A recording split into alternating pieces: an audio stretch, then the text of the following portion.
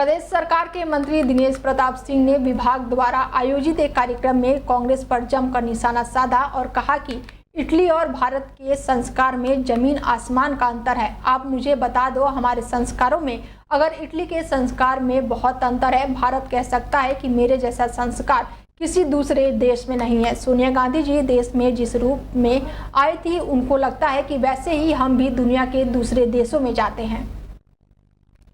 कोई दुविधा है?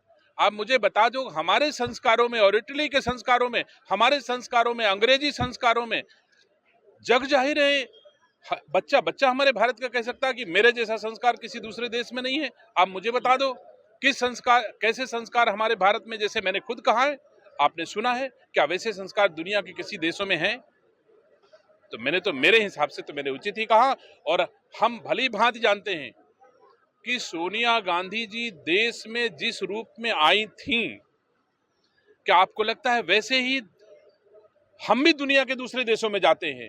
लेकिन सोनिया गांधी यहाँ आई, उन्होंने अपना नाम एंटोनियो माइनो के रूप में हमारे यहाँ दर्ज कराया। इसी नाम से हमारे यहाँ के नागरिक हैं। और बाद में क्या करने के कारण वो एंटोनिया माइनो से सोनिया गांधी हो गई?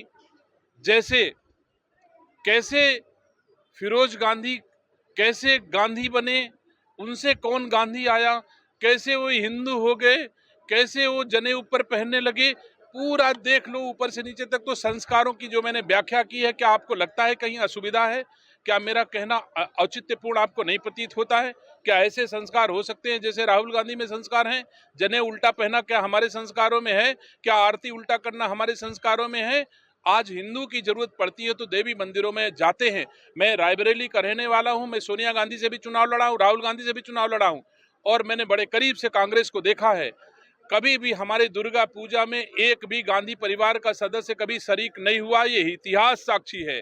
और कभी भी जब ईद बकरीद होती तो टोपी पहन के हर जगह जाकर के गांधी परिवार खड़ा हो जाता है। क्या हमारी भारतीय संस्कृति इसकी अनुमति देती है? तो जितना मैं समझ सकता हूं, एक भारत का नागरिक होने के नाते जो मैं कह सकता हूं, डंके की चोट पर कहता हूं, ये मेरे हिसाब से सही है। किसके हिसाब से सही है वो अपने हिसाब से इंटरप्रेटेट करे।